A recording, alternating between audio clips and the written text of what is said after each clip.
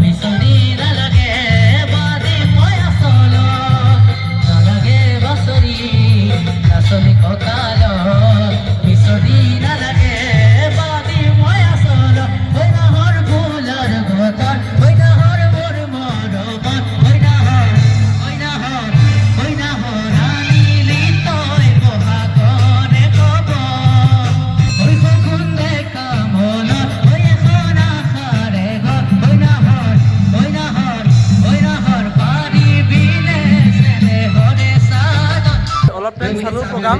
তো এতিয়া